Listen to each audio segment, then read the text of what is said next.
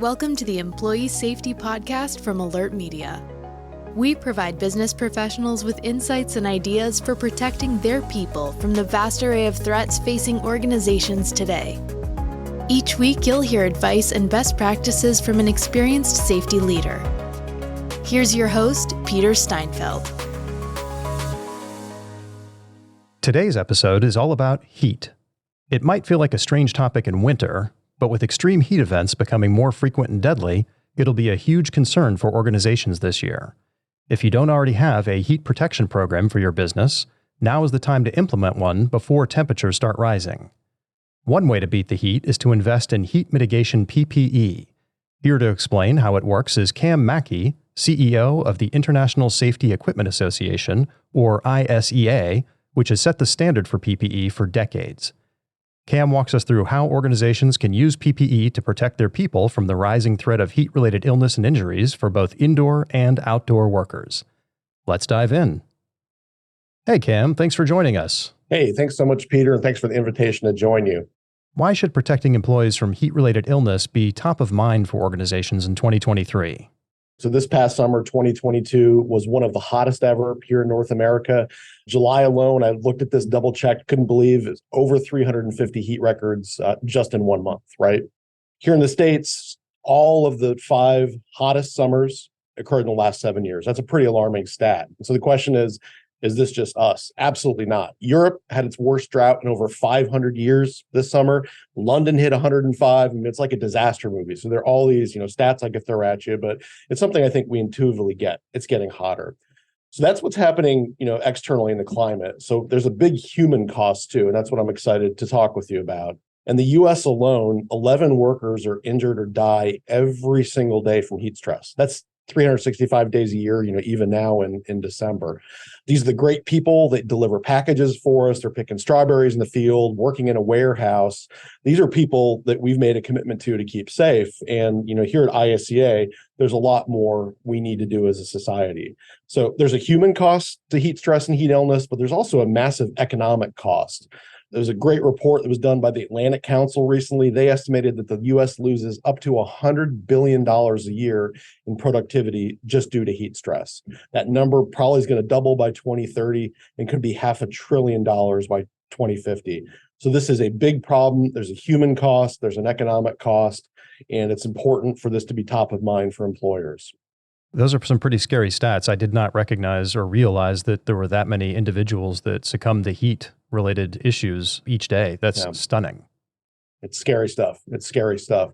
And it's something that when you think about, well, what does this actually mean? There are a lot of stories out in the news about, delivery workers passing out, but maybe just I can talk briefly about what it means, right? It's not just the construction worker that's outside with no shade, working on asphalt where you could fry an egg on.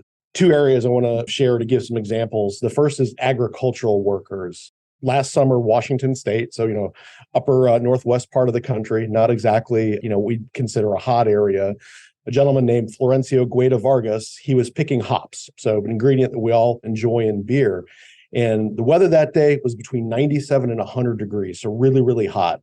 His family suspects he wasn't given PPE, wasn't given a proper heat mitigation program, and unfortunately, he passed out and he died. This is not an unusual circumstance. A CDC study that was done said that agricultural workers in the U.S. are 20 times more likely to die from heat illness and heat stress than civilian workers overall. One other example, it's not just an outdoor phenomenon. Warehouses, so these warehouses where they process the packages that we all love getting delivered to our houses. This summer, in a fulfillment center in New Jersey, Rafael Frias, he was only 42, and he collapsed and died with a suspicion because of dangerously high heat. Workers at that facility, they tracked one of the temperatures for one of their cargo trucks as being 145 degrees.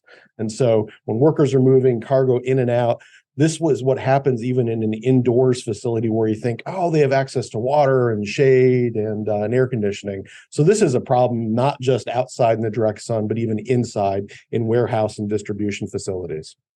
Well, you just mentioned PPE, and I'd like to talk about that more. Before the pandemic, personal protective equipment was just relatively unknown safety industry jargon, but now it's absolutely a household term that makes people think of things like masks, face shields, and gloves.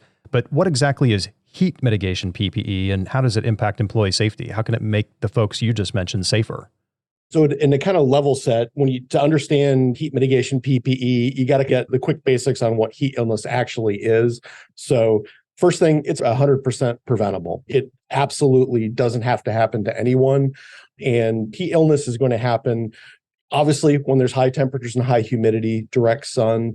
But it can also happen if we're doing, a lot of physical exertion, if there's not much air movement, if there's an existing health condition, and also if we're not using the right PPE or the right PPE in the right way. So this isn't as simple as, hey, just throw on this certain PPE and you're good to go. So then the question is, Peter, okay, what are our options out there of PPE that can protect us? There are a few different categories. So the first one is going to be cooling garments and towels.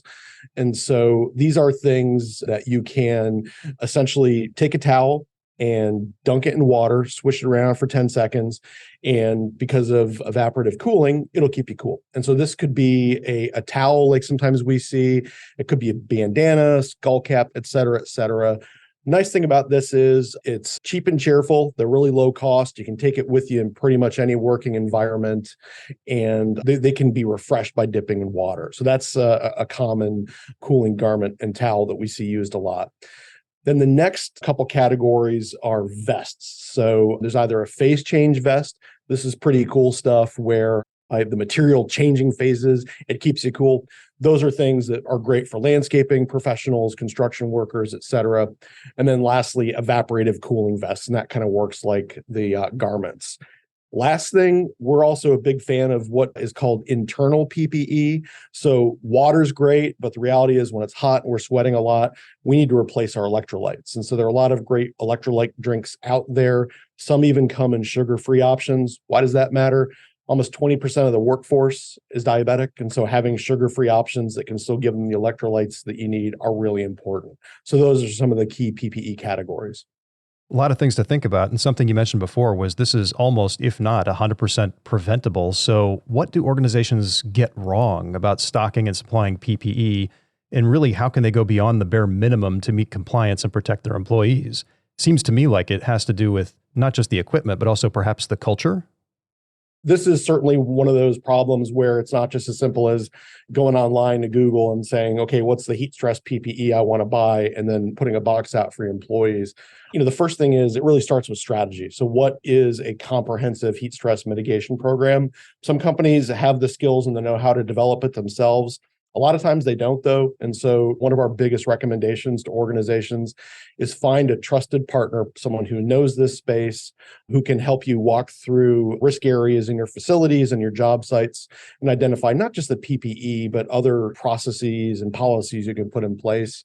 Channel partners, so distributors, manufacturers, reps, those are great places, for example, to find those types of skills.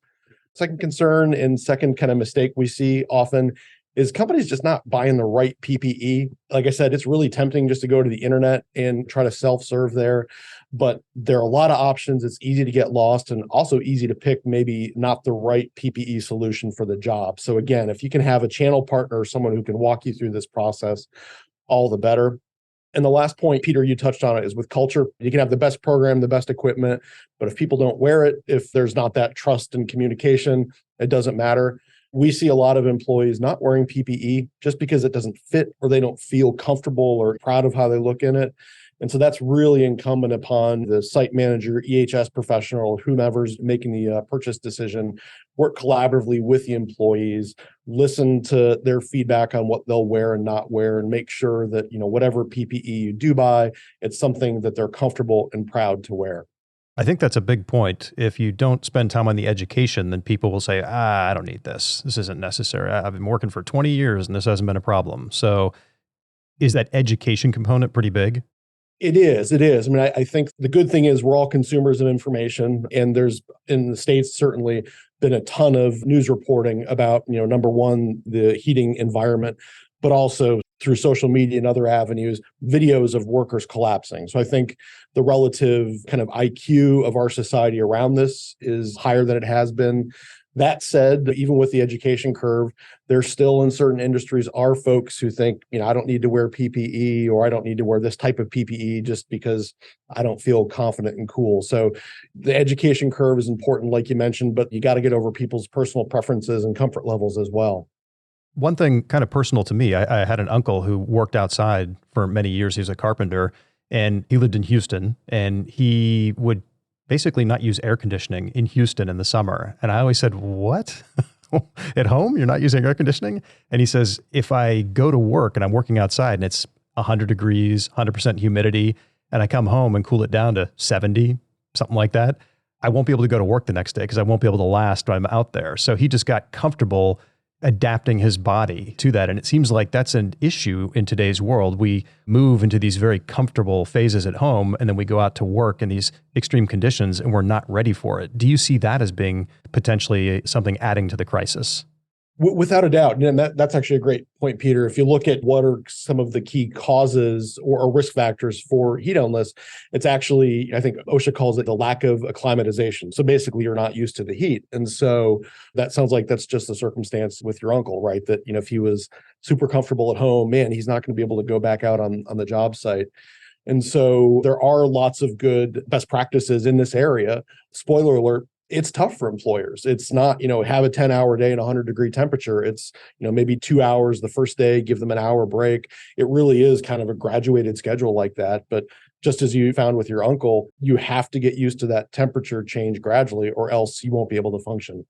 Can you talk a bit more about the National Emphasis Program from OSHA? Is that helping to raise awareness for how PPE can protect workers against heat hazards? So for those who don't know, OSHA launched an NEP, or a National Emphasis Program. And the objective of that is to raise awareness about the problem of heat stress and heat-related illnesses. And they're doing a lot of inspections. A couple of weeks ago, we had the head of OSHA, Doug Parker, speak at an ISEA event. And he'd shared that they'd planned to have 400 inspections done by the end of the year. They'd actually had 1,600. So, a delta of 4x over what they planned. They were thrilled with that they'd been able to make so much progress. And what he said to us, that this was very much a year of education for employers about what some of the basic precautions should be. So, back to your point from a moment ago, Peter, that how important education is and how critical it is.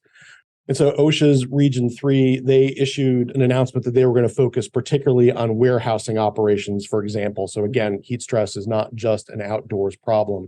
One thing that we're having a lot of dialogue around is taking OSHA's traditional triumvirate of water, rest, shade, and really modifying that to hydration, rest, shade, and also protection. So again, just acknowledging that a comprehensive heat stress program it's not just water, they're electrolyte drinks, and it's also what role can PPE change. And why we don't see OSHA changing that slogan anytime soon. They have been very receptive to programs that include heat mitigation PPE for sure. In addition, Representative Judy Chu of California, she's introduced a bill we're a big supporter of that essentially would require OSHA to write a standard within 18 months. And just recently, that actually was approved by the House Education and Labor Committee. So we're positive to see some motion on that from a legislative perspective as well. Are there certain industries or perhaps types of companies that would benefit more from heat mitigation PPE than others? It seems like it's maybe kind of a spectrum or a scale. That's exactly right. It really is a spectrum or a scale. There are the number of high-risk industries that OSHA has called out, and it's 70, so it's a lot. Won't read the list here, else we'll be here for a couple hours. Agriculture, as we've already talked about, is one. Construction, but also maritime, which is one that kind of surprised me, but it makes sense. You're out on the water, and certainly you're totally exposed to the elements. But as you point out, general industry is one of those. So that's all encompassing. So OSHA is focusing on those 70 industries. I will say, though, one of our members who's a distributor, and they sell to pretty much every industry, they said that this summer they sold 5x the amount of heat stress mitigation products as last year. Yes, it was a hotter year, but that was in kind of a bellwether that companies are paying attention and they're starting to realize that PPE can play a critical role in mitigating heat stress. Do you think COVID and the awareness it brought to PPE caused maybe that increased recognition? So don't have data to back it up. My suspicion would be that for larger, more sophisticated programs, EHS programs, where it's not just about compliance, but they really have a safety culture. My suspicion is there's not too much of a delta there. However, companies where they really didn't have much of a robust safety program, perhaps smaller organizations, that focus on PPE has definitely benefited the workers for sure. Well, what do organizations need to know about perhaps prioritizing and then procuring and wearing heat mitigation PPE? How do we take it down to its basics for our listeners?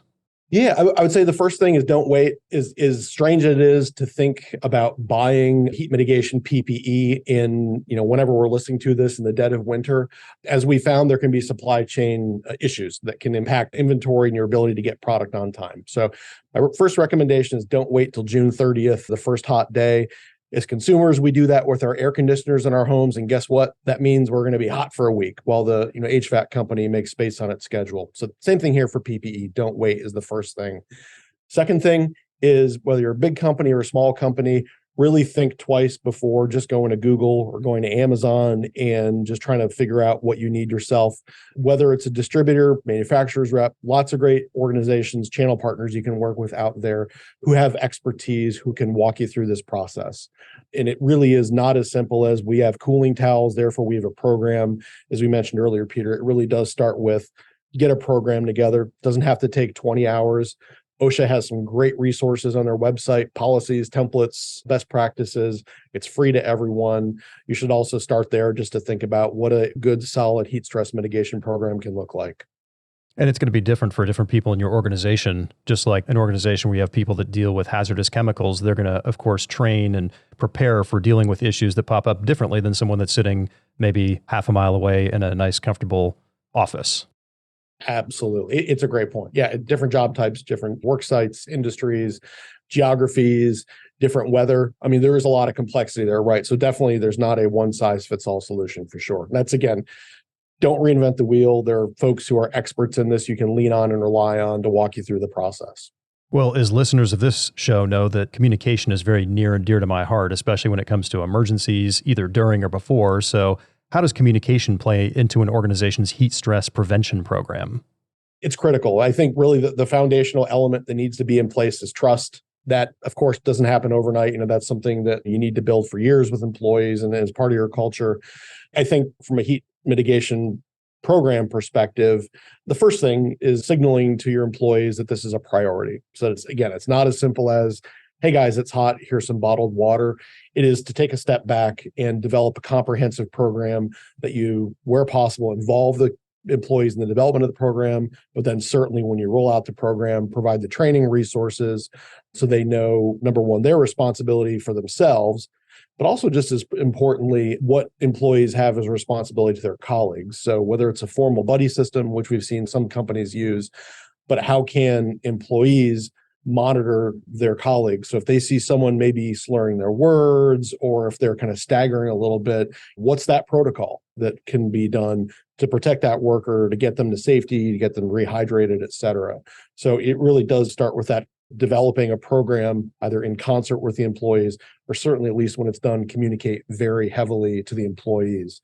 And the second thing, like all things, Peter, the proof's really in the pudding, right? You can have the best plan on paper, but if you actually don't bring that to life consistently, then it's not worth much.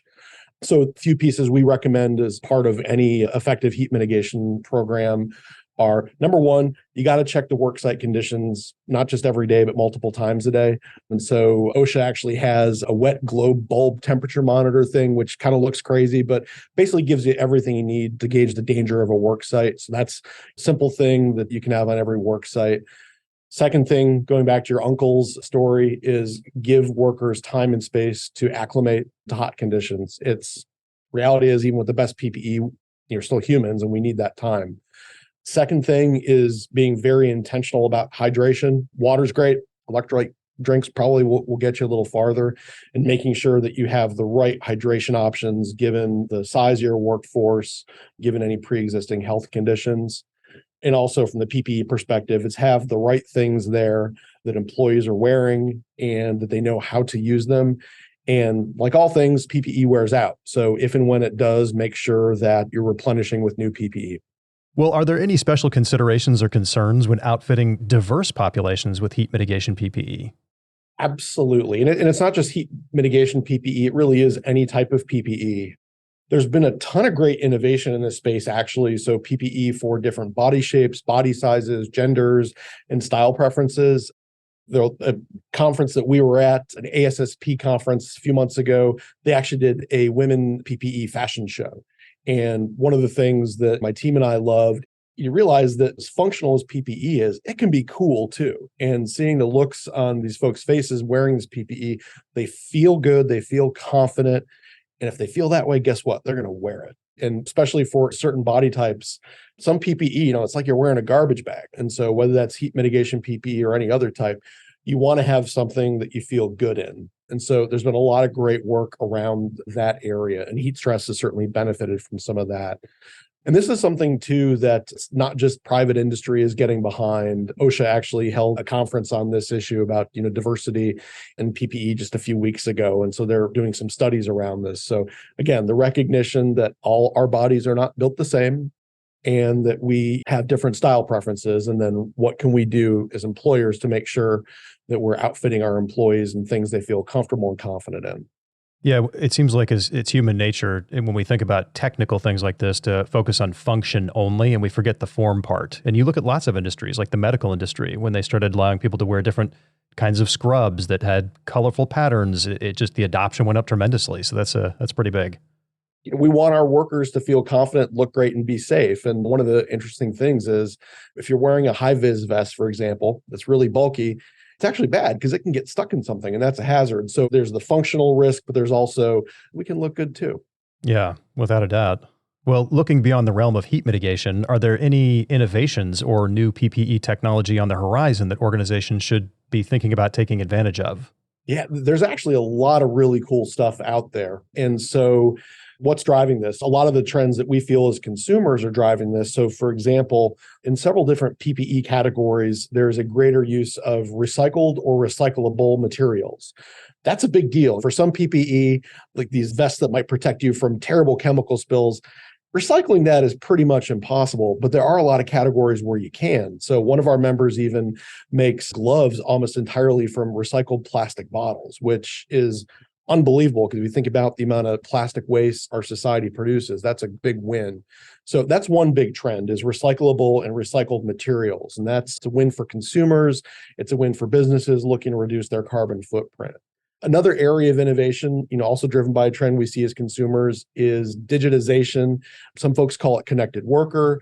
And so one example of this kind of on the most sophisticated end is if you're wearing a respirator, so say you're a firefighter or you're a welder and are welding some really nasty stuff, you can have sensors in your respirator that connect to an app and you can look at levels of this and that, and your boss can monitor things. So some pretty cool stuff there. And also, we're looking at other, even just simply RFID chips on PPE of other kinds just to track inventory. So there's definitely some cool connected worker stuff. We already talked a little bit, Peter, about what companies are doing to make PPE a little cooler and a little more inclusive. So pink, obviously anyone can wear pink regardless of their gender identity, but just the fact that pink is out there, it's really popular for some sectors as a PPE color. So that's pretty exciting. And another thing I saw at a trade show the other day is if you have AirPods, they have that hear through technology. So you're getting some noise protection, but you can hear external noises.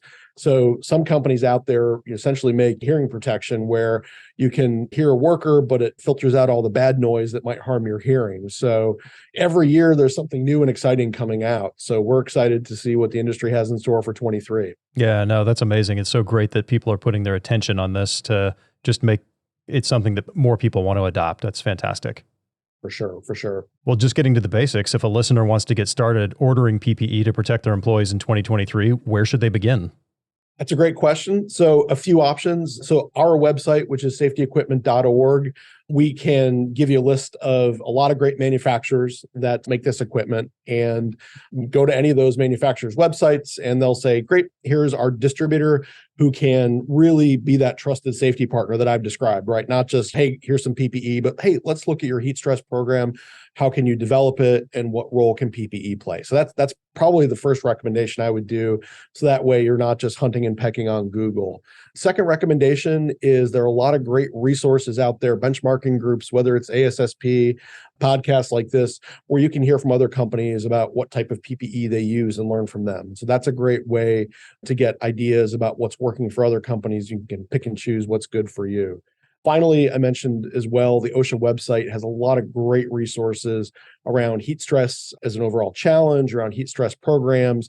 And while they don't have specific manufacturer recommendations for PPE, we do, they can also tell you about some of the categories out there. So safetyequipment.org, OSHA's website, and any kind of external benchmarking groups that you might be involved with. Fantastic. As you think back on your career and everything you've done in this industry, are there some final thoughts that you can share with the audience about the top 1, 2, or 3 takeaways that you'd like to impart to them to make sure that they walk away remembering?